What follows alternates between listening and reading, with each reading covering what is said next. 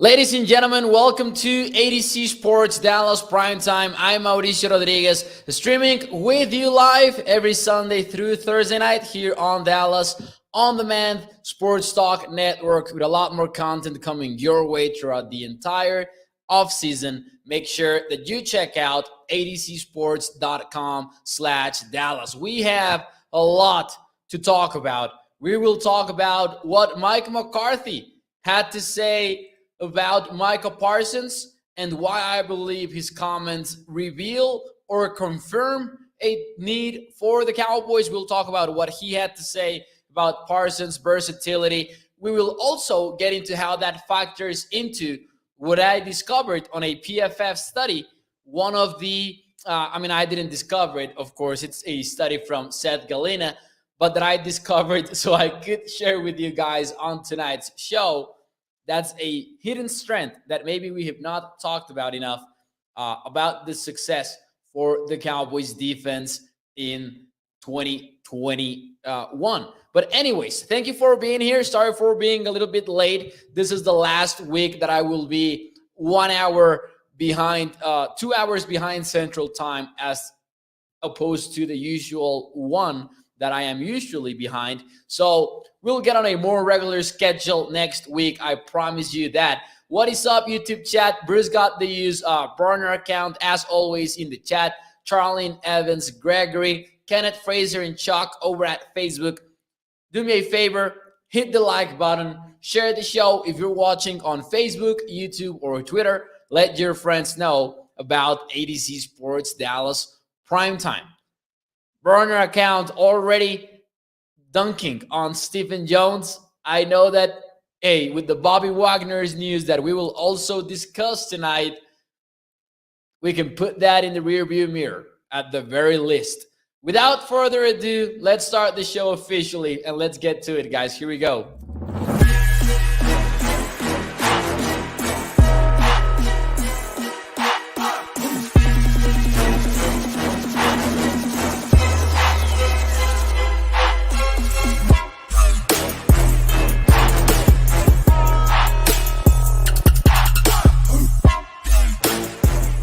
Hello, everyone, and welcome to ADC Sports Dallas Primetime. I'm your host, Mauricio Rodríguez, streaming with you live every Sunday through Thursday night here on Dallas On Demand Sports Talk Network. Primetime brought to you by our friends over at freemanmazda.net. And the ride of the week is none other than the Mazda CX-5 2.5S.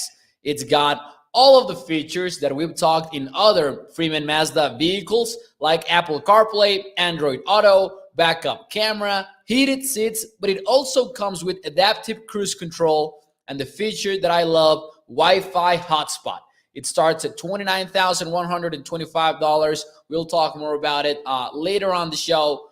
Thank you to freemanmazda.net for sponsoring Primetime, of course, and ADC Sports Dallas. But anyways, tonight, we will talk about Mike McCarthy and what he had to say on Micah Parsons. We will talk about an X factor for Micah that I believe we have not discussed enough regarding the entire Cowboys defense. We will talk more about that later and sort of how it impacts in a potential regression for the Cowboys defensively in 2022 and how that X factor could help battle that for the Cowboys. And Bobby Wagner, signed by the LA Rams. We will also get into that in a few moments. What is up, Michael, Ryan, Thomas Smith over at Facebook, Jeff Clark as well. Shout out to Big in the YouTube chat, Sin City Cowboy. Thank you guys for being here. Do me a favor, hit the like button and share the show. Every like allows us to put Primetime in front of more Cowboys fans, and we can continue to grow the community here on ADC Sports Dallas. Mike McCarthy had to say a lot about Micah Parsons and the ongoing debate that is taking place among Cowboys Nation. Is Micah Parsons that versatile player, or is he destined to become a full-time edge rusher because of the elite level that he showed when doing so, rushing the passer last year as a rookie? A lot of people have asked themselves that question.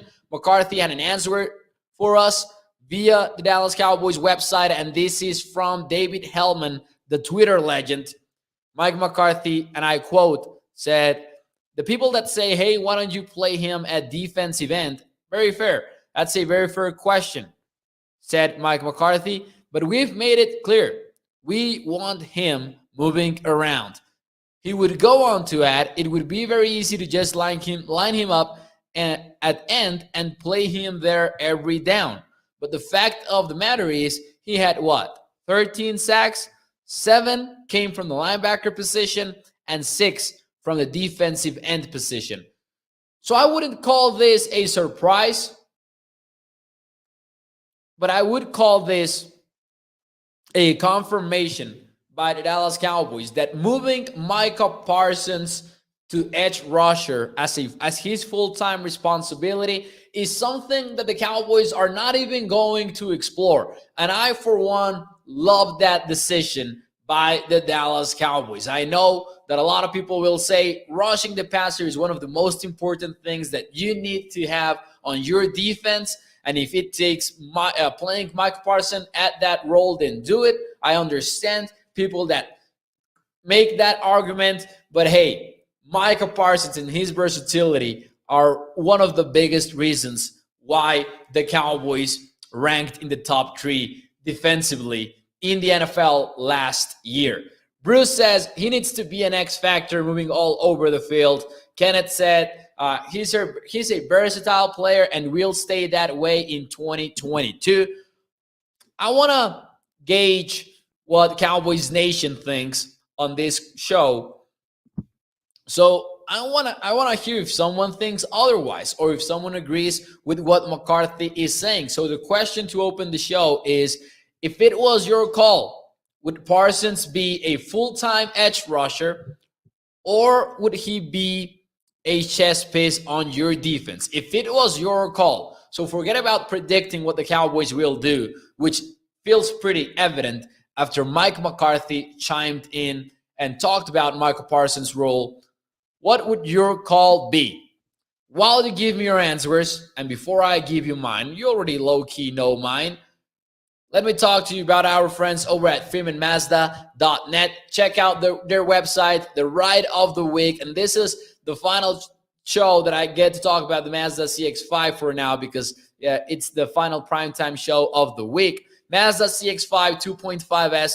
It's got Apple CarPlay, Android Auto, backup camera, comes with heated seats, adaptive cruise control, and the Wi-Fi hotspot. I just love this feature. I've been saying it all week long. I don't care. But a Wi-Fi hotspot on your car, now that's a game changer, in my opinion, guys. And you guys know I'm not lying. It starts at $29,125. FreemanMazda.net, family-owned business for over 65 years. So they've got experience.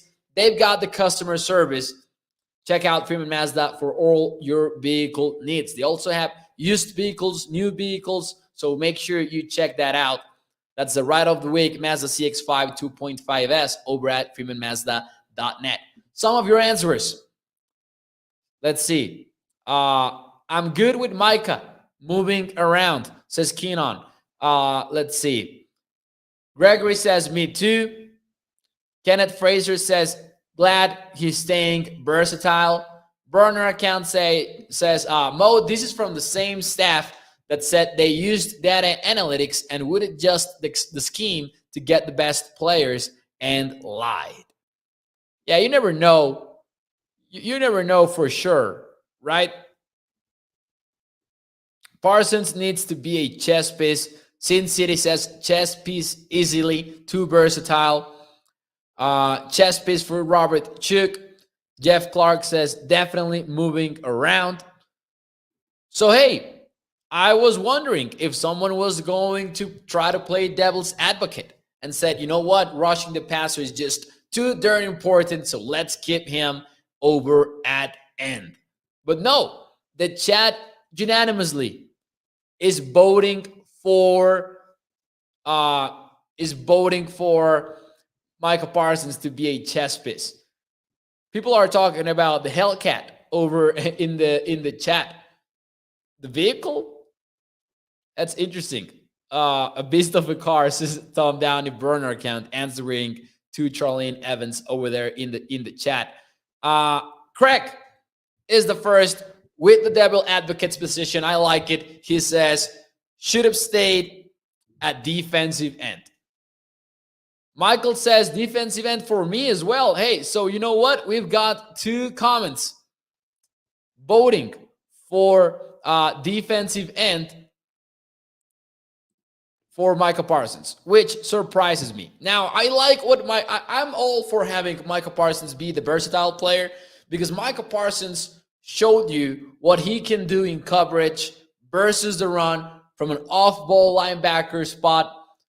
I'm still surprised by the times that we saw him drop into coverage as your old school Tampa 2 sort of linebacker, just shooting upfield to a deep zone. That's something that not a lot of linebackers can do.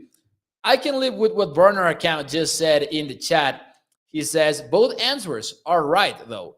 Like if maybe the Cowboys wanted to keep Parsons at edge, you wouldn't fully blame them because of what he can do as a rusher.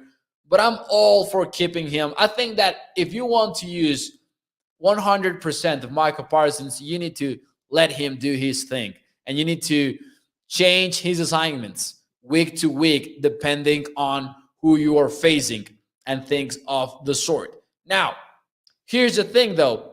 I like another part of the Mike McCarthy quotes over at the Dallas Cowboys website. Towards the end of Hellman's article, he says, I know as an offensive guy, you're helping me if you can line him up at one position every time. So it also has to do with the predictability of the defense. When we talk about how predictable a team is, we tend to talk about offense. Rarely do we dive into how predictable a defense might be. And I was interested in this topic because if the Cowboys want to remain a top defense in the NFL, they need to be unpredictable. And here's a question for you guys. Defensive regression has been a big topic in the NFL media for the last few years because people have found, data analysts have found that it's more difficult to be successful on a long period of time on defense, that it's more hard to do so as opposed to on offense. So the argument is you will experience more regression on defense that you would if you have a top tier offense in the NFL. So knowing that, here's a question for you guys in the chat. Truth or false? Cowboys will remain a top 5 defense in 2022. Because make no mistake about it, the Cowboys were not only good defensively, they were actually pretty elite in last year because they were top 3 in the league in EPA per play. That's defensive EPA per play. Now, not only that, some people would argue they were just a good defense because they were lucky and they took the ball away from opponents. That's also false because the Cowboys were not only a top unit in EPA, but also in success rate. And that doesn't measure the weight of a particular play, like an interception. Like if you get a stop in the running game or you get a pick 6, it's the same. It's a successful play. So success rate doesn't put weight into how big of a play it was. It just measures if it was a good play or a bad play. And the Cowboys were a top 3 unit in success rate as well. So truth or false, the Cowboys will remain a top 5 defense in 2022. Sin City Cowboy goes with truth. Robert Chook goes with truth. Gregory as well. Michael says false because they will not have as many turnovers. Kind of got ahead of Michael there. But hey, wait for my answer though. Wait for my answer. Burner counts as false.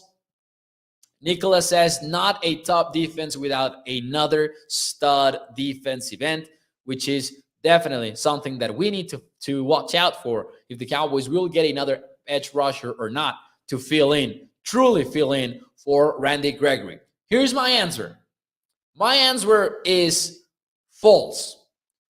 Before you come at me, though, my answer is false, but I will tell you why I have faith that the Cowboys can prove me wrong. The reason why I say false is because I would say this about just about any other team around the NFL.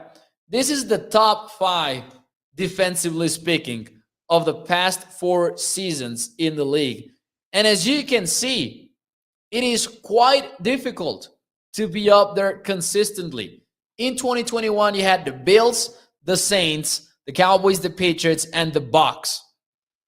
In 2020, only the Bucs and the Saints ranked in the top 5 in this category. And you go back to 2019, and you can see the Bills there that didn't find a way to remain there in 2020.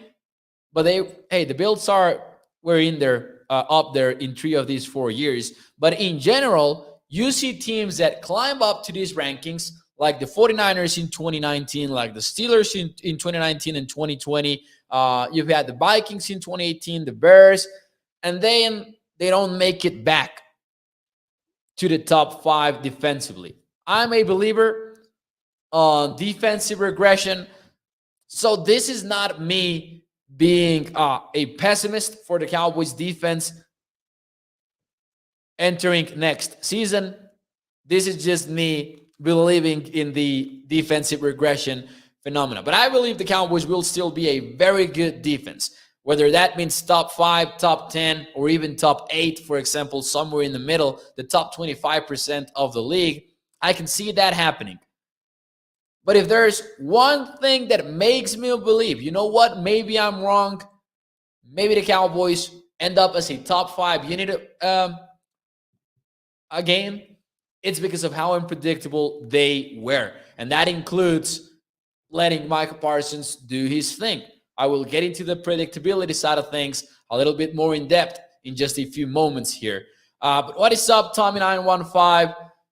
Reset says, do that, and every offense knows exactly where he's coming from. Talking about moving Parsons to defensive end. Michael says, move Parsons to defensive end, and yes, we will stay in the top 5.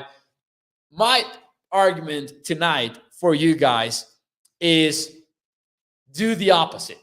Let Micah do his thing, but also be as unpredictable as you can. And this is where we will get to a little bit to the weeds in the mathematical world, because PFF, Seth Galina, great analyst, he put together a study in which he said, you know what, I'm going to try to find a way to truly measure defensive predictability.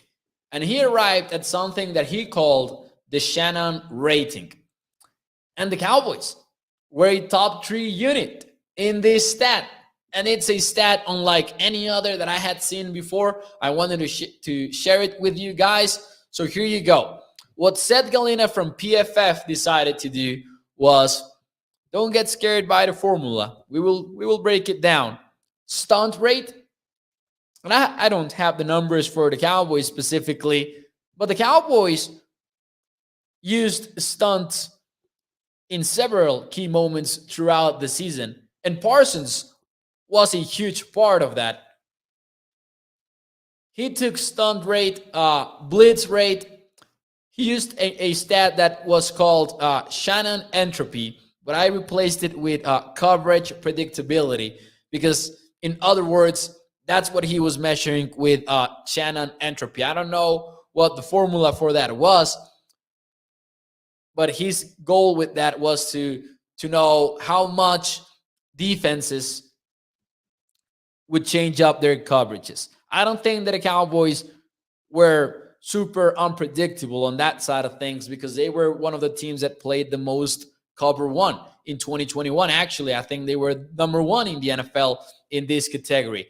And then something that's called play show rate, which means how many times your pre-snap look, safety-wise, was the same as your post-snap look.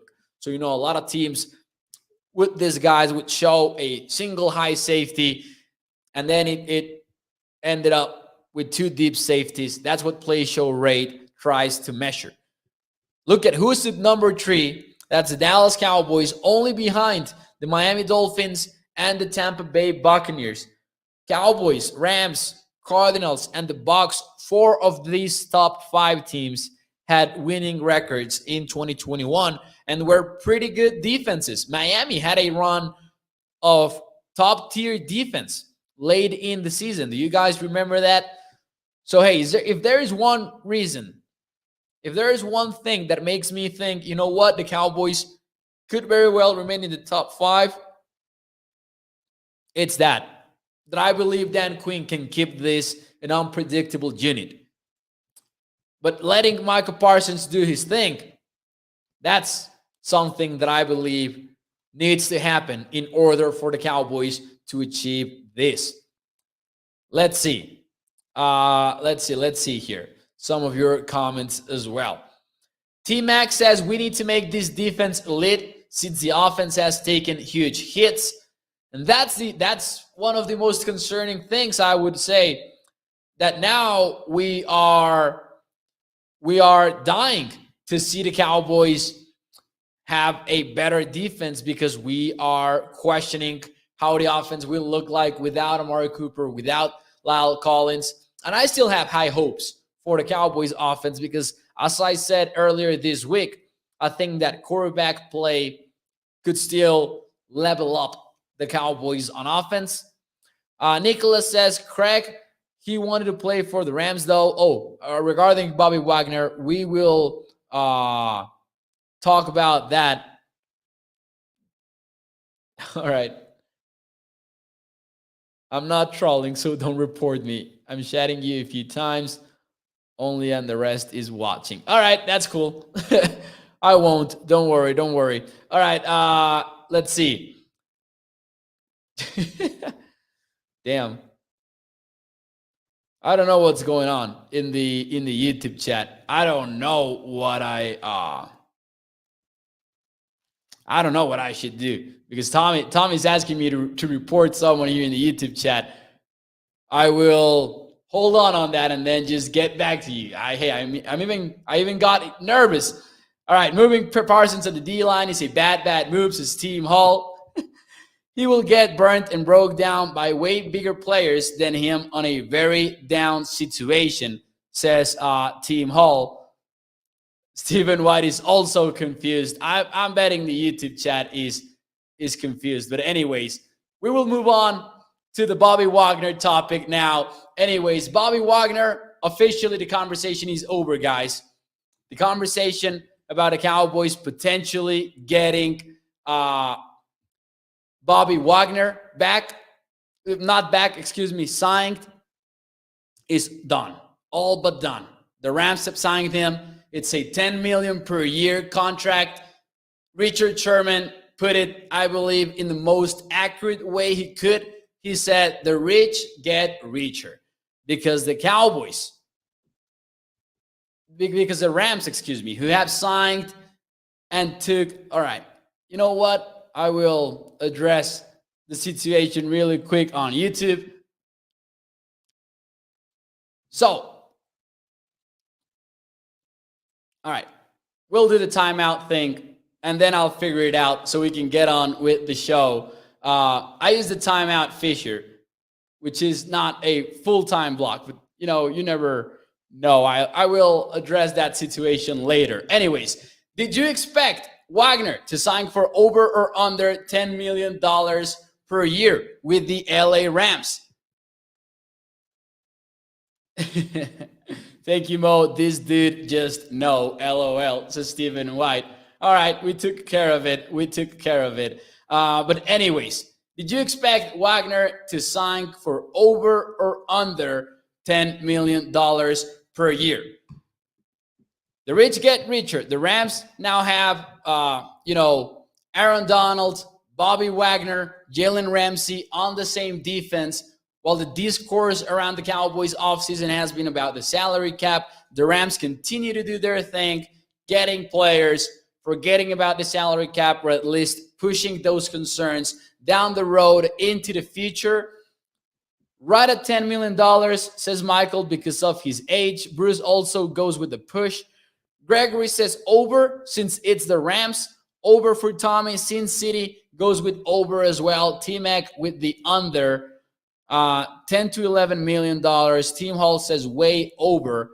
I expected over, to be honest, even with the age side of things. Now, let's be honest with ourselves. I don't know if the contract details are already out. If so, I have missed them. But there's no way that it's truly a 5-year commitment. And I've talked about this before. One thing is the length of the contract, and the other is a real commitment that is behind the big numbers that they throw out in these reports. Because it's $50 million for 5 years for Bobby Wagner with a value of up to $65 million. Now, I don't think that Bobby Wagner at his age will play out that contract, because Bobby Wagner is 31 years old. So by the time this is all said and done, that contract would be what? And he will be 32 actually by the time the season starts, because he turns 32 in June. So he will be what? 36, 37 on that final contract. 5-year, $10 million, says Michael Dury, but 3 voided years. But are those void years after the 5 years, or 3 voided years out of those 5 years? I'm guessing the former. My lord, says Barner account, that defense is stacked. Playmakers all over in every unit. T-Max says, I thought he would be somewhere around 9 with the market now. Oh yeah, Tommy's 100% right here in the YouTube chat as well. Sorry for maybe the late response there. But yeah, the last 3 are voided. 3-year deal in reality, says Tommy 915. All right, 3-year deal in reality. So yeah, I would have liked the Cowboys to sign him for $10 million per year, to be honest. Not that I was expecting them to. You guys know that here on Primetime, we were always skeptical about those reports and those rumors of interest on Bobby Wagner. Interesting conversation, though, going around on Cowboys Twitter today and on Cowboys social media. People talking about, the Rams' way of doing things and how teams should not follow it blindly. I agree with that 100%.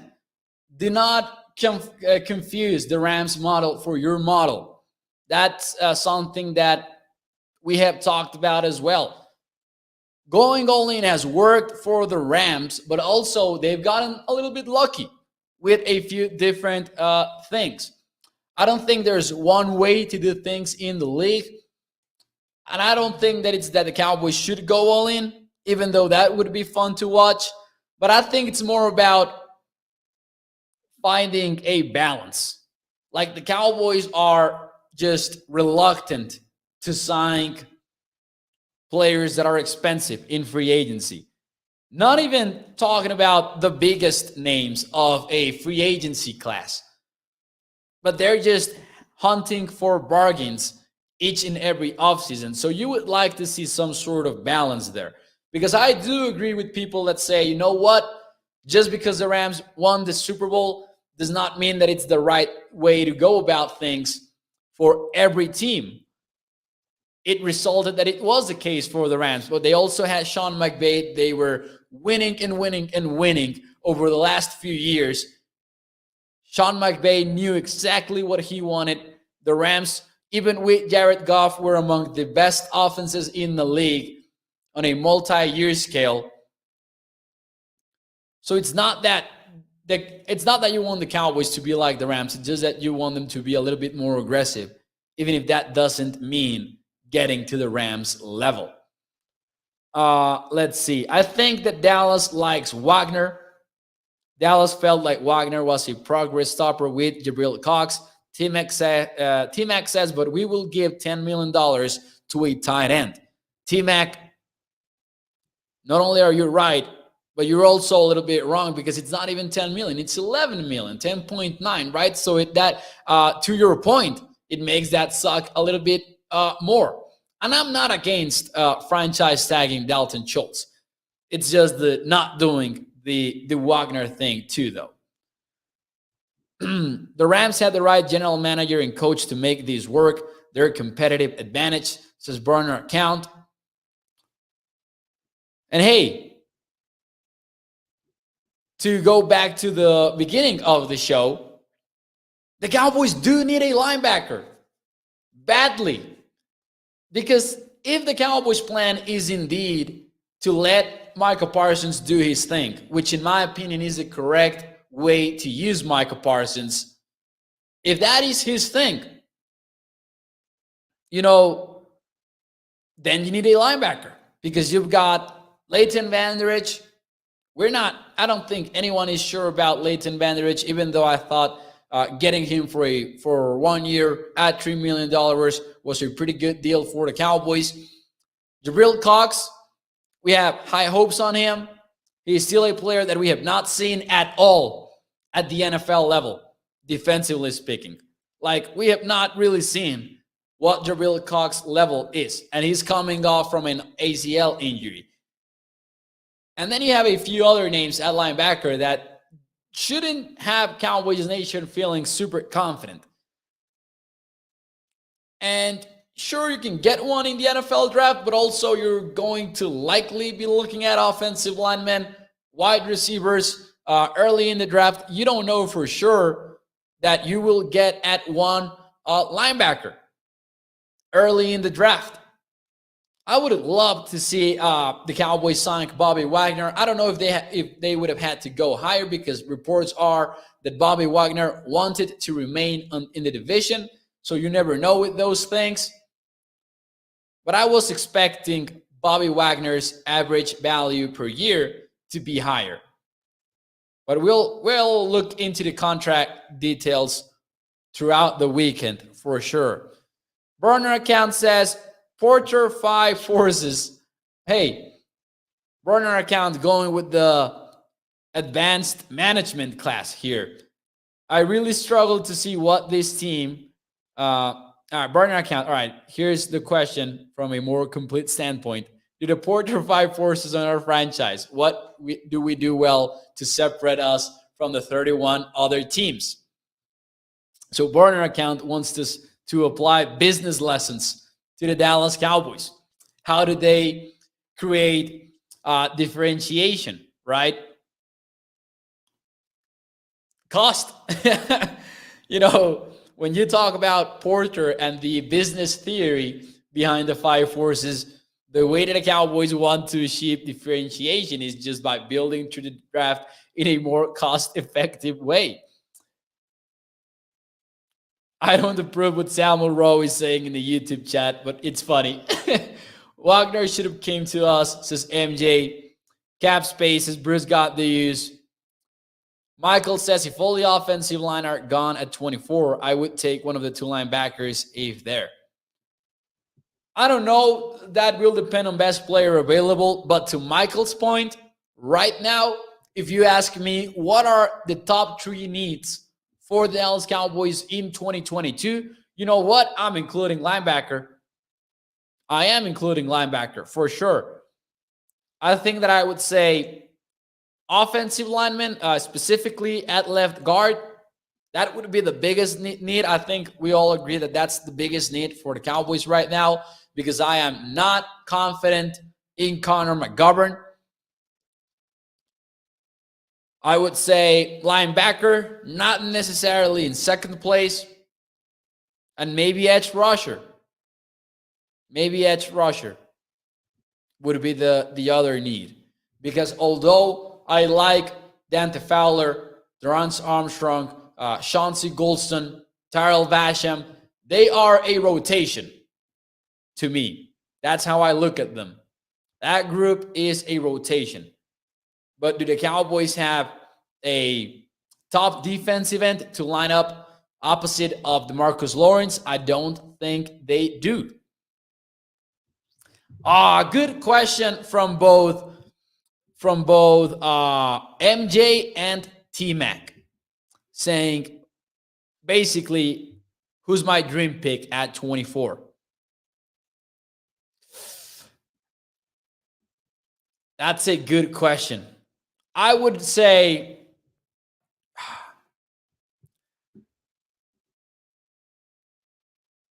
it's boring, maybe, but I do like Tyler Linderbaum a lot at 24th. And I know that's ironic because I just listed out my top 3 needs for the Cowboys, and those didn't include an offensive center, because I wouldn't call center a need for the Cowboys. But if you can upgrade from Tyler Biadasz to Tyler Linderbaum, then I think that would go a long way. However, all right. So burner account says Kyle Hamilton. Kyle Hamilton is maybe a dream pick indeed. Well, that's like a crazy, impossible dream, right? In the words of Billy Joel, dream on, but don't imagine they'll all come true. Kyle Hamilton is the one that I'm not imagining that it will come true, right? Tyler Linderbaum, however, I can see that happening. I can see Linderbaum being there at 24th. Kyle Hamilton is not happening, burner. I'm sorry. That guy's sounds like he's going to be a top 10 pick guaranteed. Now, if the board is wiped out, like we've talked about the offensive linemen, let's say none of them is there. Let's say the 2 linebackers are not there. And let's say that the wide receivers, like there's one left that the Cowboys don't really like a lot.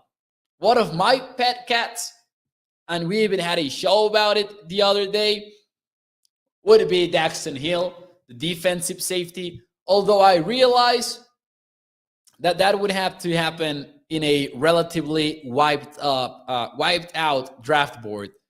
But Daxton Hill is an instant fit to this Cowboys defense. That's your prototype free safety, single high, that would go a long way in this Dan Quinn's defense, in my opinion. Now, Michael says, trade down. I was just talking about this earlier on Twitter at Mau NFL. It's MAU NFL, MAU for Mauricio.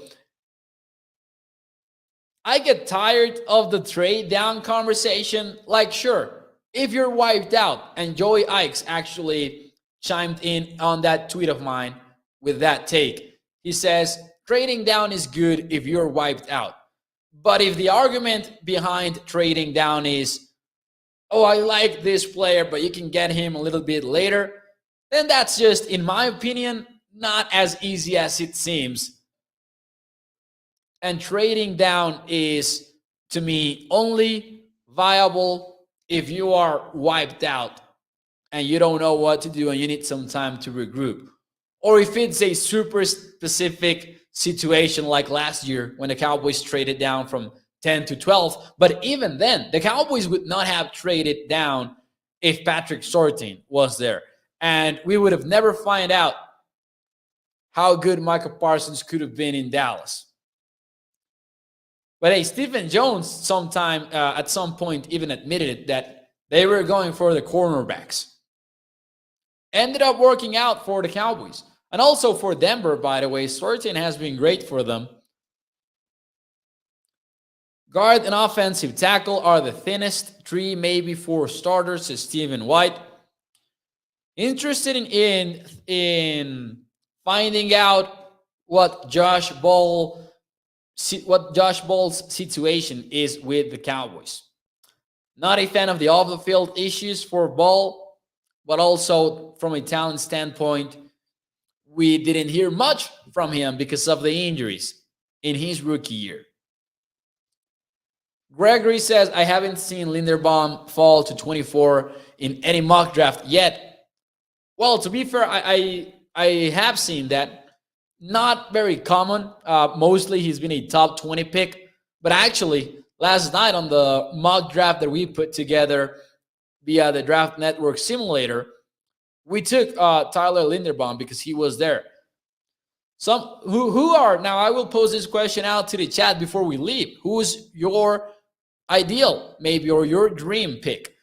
Slim says Jordan Davis. T-Mac, I believe, had also said Jordan Davis. Some people agreed with the Tyler Linderbaum pick. I'm all for Linderbaum. Trade some of that salary cap for picks, says Sin City. You know, the Cowboys say that they love their draft picks. But if that was possible, they would trade the draft picks to get more cap space. That's something that you will not convince me otherwise. If that was possible, they would straight up do so. Both Jordan Davis and Linderbaum, says Samuel Rowe. Jacob says offensive line help. Yeah, and the thing is, if the center is there and the guards are there too, I'm taking Linderbaum all day. Even though I have offensive guard as my top need for the Cowboys and center not even in the top 3 of needs, because hey, Tyler Viadic might not be great, but he will get the job done. Even so, I would go for Linderbaum because I like him a lot. And I talked about this, I think it was last night during the mock draft. People complain about the arm length for Tyler, but it shouldn't be much of an issue. And yeah, at center, everything is a little bit messier there, and I think Linderbaum can get away with it. Kenyon Green or Zion Johnson, says Charlene Evans. I think I like Green as the most likely pick for the Cowboys. That's the one that I believe he might be there. Likely. He might likely be there. But anyways, Jordan Davis would allow Parsons and Leighton Vander Esch to run free, says Michael. Sure, I agree with that. And last night, my second round draft pick for the Cowboys was Travis Jones. And I said that the Cowboys might never do that because we are used to the Cowboys undervaluing one techniques, nose tackles, and anything of the sort. But this morning, I proclaimed myself an optimist that if he's there at 56, the Cowboys could very well draft Travis Jones, even if it goes against what we know about this front office. I believe it can happen. I believe Dan Quinn can make a push for him. Because you know what? Travis Jones would directly help the Cowboys defense at their weakness. You know how we talked at the beginning of the show about the Cowboys being a top 3 defense? They were number 2. They were number 3 overall. Number 2 versus the pass.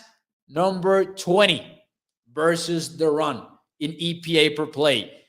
And you know what? I was reading, and I want to touch on this later in another episode, maybe when we do a deep dive on the topic. But there's a book called The Art of Smart Football, and they dedicate a chapter to that Legion of Boom defense. And while everybody talks about what they did on the backside, with the not backside, backfield defensively with Sherman and all of them, they also kind of revolutionized defense by combining one gap players and two gap players on their same defense, right? Like there were one gap defenses and two gap defenses. And the Seahawks started to mix it up a little bit. And I think that a guy like Travis Jones helps you do that. But we might talk about that more in depth at some point in the future. Anyways, I'm an optimist that they can get Travis Jones. But anyways, guys, I will see you Sunday night. Hope that you enjoy your weekend. It's been fun talking to you. Make sure that you hit the like button. Share the show. If you're watching on Facebook, YouTube, or Twitter, let your friends know about ADC Sports Dallas. And hey, Thank you for being here. I will see you Sunday night. Hit the like button. Primetime brought to you by our friends over at freemanmazda.net. Check out Skywalker Steel tomorrow morning.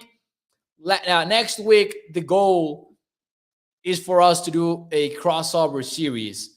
So I would be in Sky's show and he would be in Primetime at some point of the week. We're just waiting to make that official. Need to reach out to get get the dates right. Anyways, thank you guys. See you on Sunday. Enjoy your weekend. Thank you very much. Bye-bye.